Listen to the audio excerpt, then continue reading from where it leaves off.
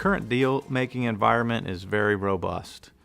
And one of the big drivers for that is the amount of liquidity in the marketplace.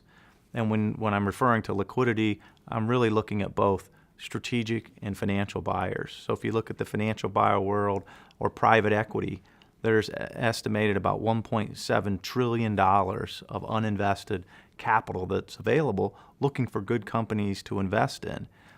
On the other side, when you look at strategic buyers, there's literally trillions of dollars of cash sitting on their balance sheet. And so you've got both of these groups that are looking for ways to continue to grow and expand and actually get a return for their investors.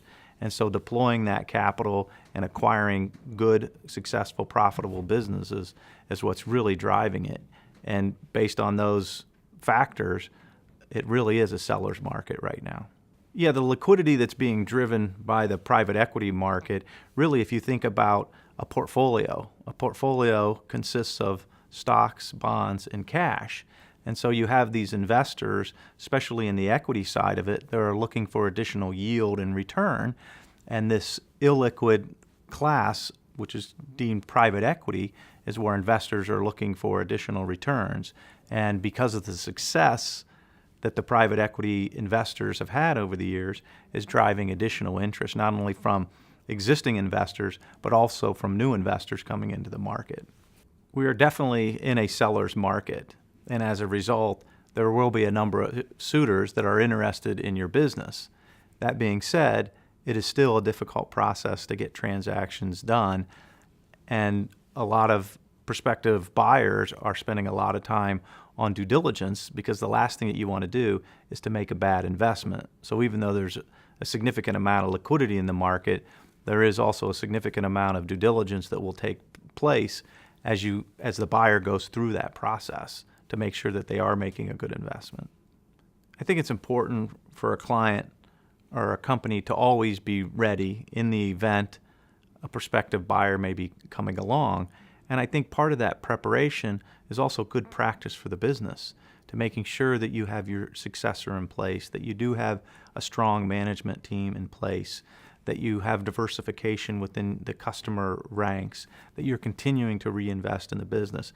And all of those things, among many others that you do that will help enhance the value of the business, are just good operating procedures to live by.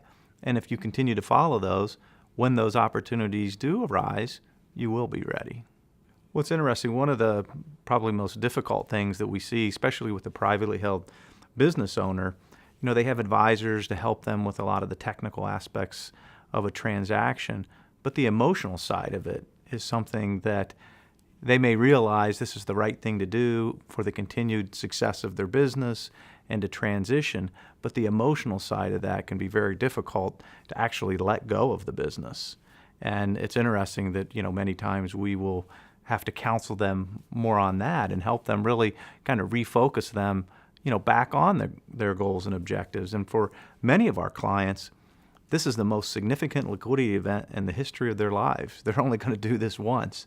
And so it's important that we kind of hold their hand through that process, not only working with other members of the deal team, but also, again, being, counselors and advisors to them. And that's a real important process. We had a client that started their business about 20 years ago and borrowed $7,500 from his mom to start the business and grew it to over 100 locations over 20 years.